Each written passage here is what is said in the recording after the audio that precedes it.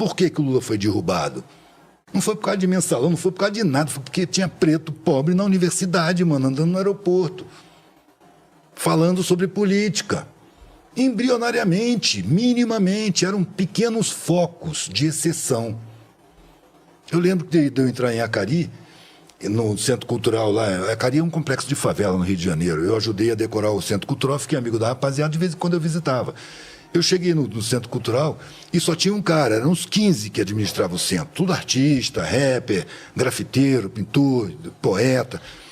Nesse dia que eu cheguei, só tinha um, porque os outros estavam cuidando da vida. Mas tinha gente da favela lá, sacou? Ou jogando ping-pong, ou trocando ideia, ouvindo música, vendo vídeo, no Centro Cultural. E o cara sentado calado, olhando para a parede. Eu entrei pela porta. Ele olhou para mim, porra, Edu, senta aqui, cara, vamos conversar um pouquinho. Pô, a favela é muito alienada, velho. Olha os papos que eu escuto, a mente teleguiada do caralho. Como é que a gente faz, mano? É muita alienação. Eu falei, velho, anos atrás a gente tava na favela e não encontrava ninguém reclamando de alienação. Você acha que a coisa não tá andando? A coisa tá andando, velho. Só que a coisa não anda no ritmo que o nosso ego exige. A coisa anda no seu ritmo. É preciso perceber esse ritmo para participar de forma útil. Porque se você acha que vai mudar o mundo, velho, logo, logo você vai desistir. Vai achar que o mundo não muda nunca e vai sentar angustiado aí, pensar só em si. Você acha que aí tem... É até legal, né? Porque a gente falou da galera ali dos comunistas sentaram aqui. Talvez seja uma coisa até transcendental. Você tem que esperar, não vai resolver durante a nossa existência nesse mundo. Mano, a existência da humanidade eu comparo a uma caminhada infinita. Ela começou na noite dos tempos, a gente não sabe nem direito onde foi. E ela vai continuar caminhando depois que a gente morrer por milênios que a gente também não sabe. Então a minha vida é um passo numa caminhada infinita. Um passo, mano. Eu não posso querer mudar o mundo nesse passo. Eu posso mudar a minha vida. E foi o que eu fiz. O que eu quero é que meu passo seja dado na direção que eu escolher e não na direção que a sociedade quer me obrigar. Ela quer me enquadrar num esquema social que funciona em detrimento da grande maioria, em benefício de um punhado de podre de rico, sem alma, velho. É perversa a sociedade, porque é estruturada de cima para baixo. Se você vai numa favela, você vê um nível de solidariedade imenso ali. Porque ali a solidariedade não é uma virtude, ali a solidariedade é uma ferramenta de sobrevivência. Assim como a humildade, para o acadêmico, é uma ferramenta de trabalho, mano. Mas ele é induzido a ser arrogante, a ter um sentimento de superioridade, que vai fazer ele, na melhor das hipóteses, ser benevolente com aqueles que ele julga inferiores. Mas eles não são inferiores, eles foram inferiorizados, sofrendo crime de Estado. E eles têm uma resistência que nem eles mesmos levam em conta. É preciso chegar ali, mano, oferecendo o conhecimento que foi roubado para eles e perguntar, e agora, o que a gente faz com isso? E não chegar ali dizendo, olha, eu vou ensinar vocês e vou dizer o que vocês têm que fazer. Ah, vai se fuder, parceiro. Não vai ter crédito, mano. Você tá daqui, de lá, né, orquestrando aqui. Velho, o inferiorizado, ele aceita essa inferioridade lá no trampo, lá na sociedade. Na favela onde ele mora, não, mano. Eu tenho a analogia que é quando você aprende a nadar, tá aprendendo, teu professor tem que estar dentro da água com você, né, pra pegar na mão e tal. Não adianta ele ficar lá de fora, você bate aí os braços, é assim, não dá, você vai se afogar. Ou vem junto ou não tá. Não é? Sim, é estranho, sim, né? De fora, orquestrando e debatendo social, você não tá ali por dentro. Você não tem aquela vivência, mano. Você não aprende a ter respeito. Foi uma coisa que eu comecei a aprender. Eu passei, logo que eu peguei a estrada, mano, eu passei perto de 2 anos na qualidade de micróbio. É no nível da mendicância. Não tinha trabalho, eu pedia. Eu ia comer no lixo. Eu catava na xepa da feira. Aprendi com os mendigos, mano. E pra mim tava divertido, porque aquilo não me deprimia. Era uma escola. E aí eu conheci conheci pessoas sábias, mais velhas, iletradas, desdentadas, que me ensinavam a viver naquela condição. E com a criatividade do cacete, adaptados, sabe como? E eu aprendendo aquilo ali, e vendo o cara, aprendendo a respeitar. De repente, diante de uma pessoa bem vestida, eu via esse cara se sentir inferior. Eu olhar de baixo, tipo, o cara grande, o cara forte, o cara resistente, aguenta muito mais do que esse otário bem vestido. E, no entanto, ele foi convencido que ele foi inferior. Então, o que precisa, mano? Eu preciso reconhecer, nesse sentimento de inferioridade, uma indução. e não uma inferioridade. O cara é muito mais forte, só que ele não sabe disso. Eu sei. Então eu respeito essa força. E não reconheço a inferioridade que ele mesmo sente. Ele está equivocado. Ele foi induzido. Do mesmo jeito que eu não reconheço a superioridade daquele que se sente superior. Ele foi induzido também, da mesma forma. Ele é um devedor.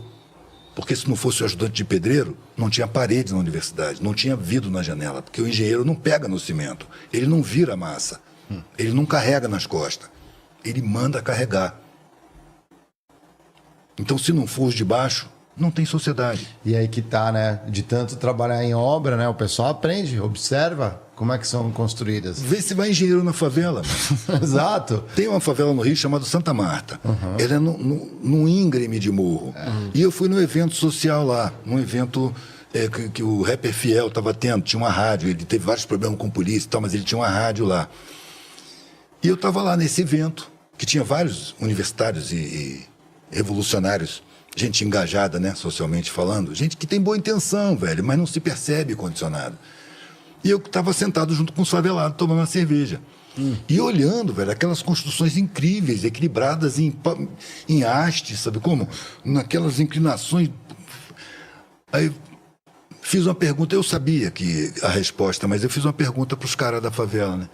Ô, meu irmão, quantos engenheiros tiveram aqui para fazer essa construção toda? Os caras deram risada, né? Engenheiro, velho? Que engenheiro, velho? Falei, pois é, isso aqui foi construído sem engenheiro, mano. Claro que foi. Falei, pois é, mano. Qual é o engenheiro que constrói? Qual é o engenheiro que tem condição de fazer isso?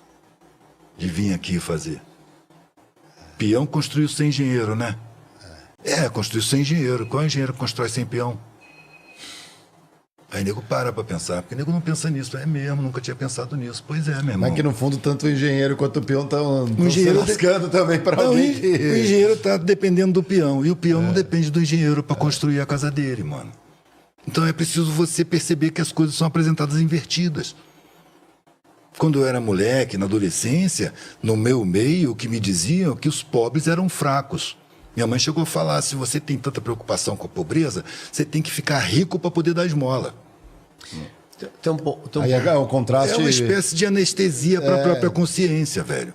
É um placebo. Você acha que... Porque no clube, quando caía um muro, caía um troço, tinha um problema sério, virava um barco, quem é que ela resolvia, mano? Não eram os uniformizados? Eram os pobres. Como é que o pobre é mais fraco? Toda hora que o bicho pega, é o pobre que vai resolver. Tem um ponto que eu queria entender a sua opinião, porque, assim, essas são reflexões do momento em que a gente vive na Terra, certo? Várias questões que precisavam da mão de obra mais braçal, elas estão evoluindo, até por interesse das elites. Então, por exemplo, talvez em 50 anos você não precise de pedreiros, porque tem aquelas impressoras 3D que fazem casas. Você tem os carros que se autodirigem e as lavouras que são inteligentes. E aí agora, de repente as elites começaram a dizer que tem muita gente no mundo. Entendi. Não. Aí, porque não precisa mais. Sim, aí faz programas de governo para diminuir natalidade. Como que você vê essa relação? Mínimo, porque também tem programa de extermínio. O que é alimentação industrial? É envenenamento da população. Puta, a gente fez um episódio disso e... Eu olhava assim, né? Por exemplo, caso de transgênico, tem que olhar e tal, mas assim, eu mudei um pouco minha cabeça sobre alimentos processados. O problema não é o alimento ali.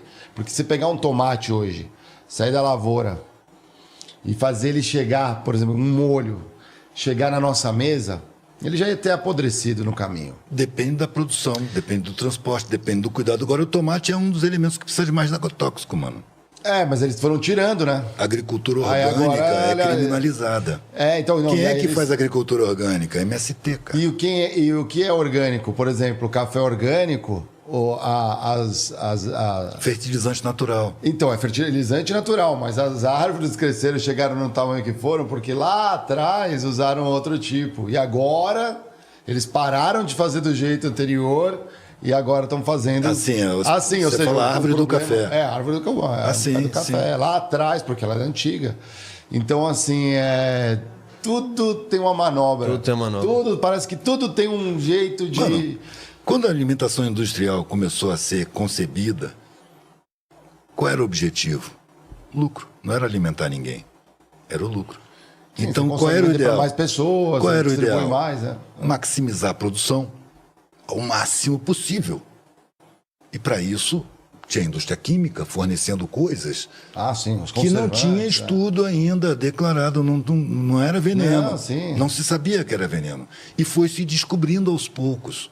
O micro-ondas foi isso no início. Não tinham feito teste.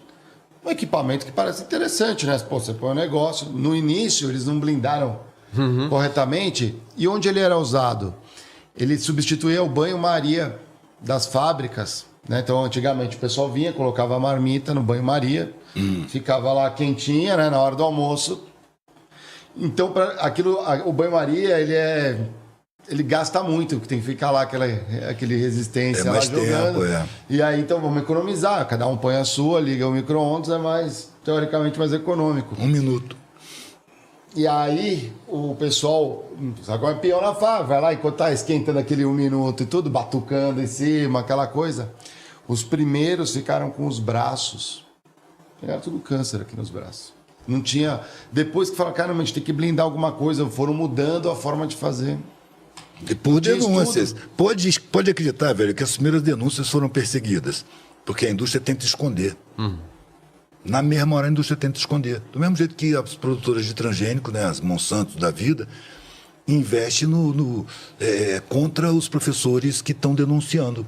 O cara fez uma pesquisa, descobriu dá câncer, tumor cerebral, monorquismo estéril. O cara perdia tudo, perdia a pesquisa dele, perdia o lugar na universidade, era difamado na mídia, processado na justiça. Isso aconteceu, perseguição, destruição de carreira, destruição de profissionais. Isso que você está falando é legal, né? Porque o pesquisador ali, ele quer trazer à luz a verdade. Esse pesquisador, sim, mas tem um outro que quer dinheiro. Não, sim, exato. Aí ele faz a Corrompido. pesquisa encomendada e chega no resultado que o cliente quer. E para isso ele enche o rabo de grana. Ainda Mercado de consciência, mano. Não, é assim, Voltamos ao mercado de consciência. E é justamente nisso aí. Olha como a gente vai abrindo uns parênteses, não vai fechando, mas ele se conecta. Sempre volta, sempre tem um Não, maternal volta. das Mas pessoas que são as mais inferiorizadas. Não, exato. Sempre E tem. aí, como que talvez no campo de esclarecer e tentar trazer à luz a verdade, você acha que as instituições operam ou trabalham? Você acha que existe, por exemplo, a gente viveu uma polarização, ainda vivemos, né? Um momento de polarização política no país. Você acha que existe um lado da verdade ou tá tudo... Essa polarização política, você pode botar esse política entre aspas, mano, porque ela foi financeira. Foi uma forma de impedir um governo de continuar investindo nos pobres. Investindo um pouco só, mano. Porque os governos do PT cederam ao mercado. Os bancos Eles tinham não- compromisso de campanha. Eu ganhei raiva de um monte de petista porque eu batia, mano. O que foi as Olimpíadas e a Copa, mano? Nesse período, 250 mil famílias foram expulsas das suas casas para as construções. Mas fica tranquilo que o legado das Olimpíadas está aí. Você viu quantos atletas a gente formou naquele parque?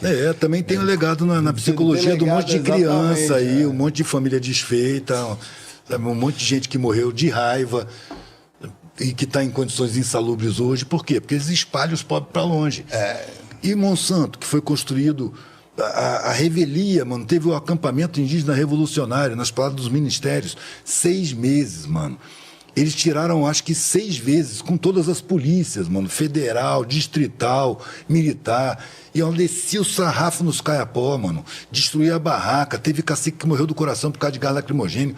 Teve mina que perdeu o neném, que abortou por causa de violência policial. Eles tiravam, no dia seguinte, chegava 4 ônibus daqueles bem emperrapados, com mais indígenas, e acampava de novo no mesmo lugar, em protesto contra a construção de Belo Monte.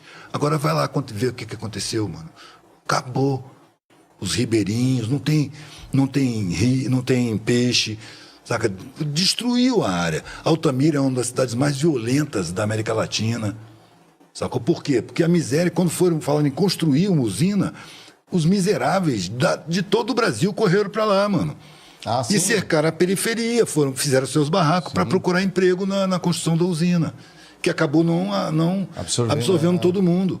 E a criminalidade estourou, mano. Altamira tinha 100 mil habitantes, passou para 200. A prefeitura de Altamira pediu ao governo, pelo amor de Deus, para, Belo Monte, a gente não tem polícia para tomar conta disso tudo. Tá acontecendo de tudo aqui, cara. de prostituição infantil, tortura, assassinato, grupos criminosos, tem de tudo aqui. Mas a Constituição não parou. Por quê? Compromisso de campanha, interesse financeiro, interesse econômico. As grandes empresas que financiaram a campanha do PT. Tem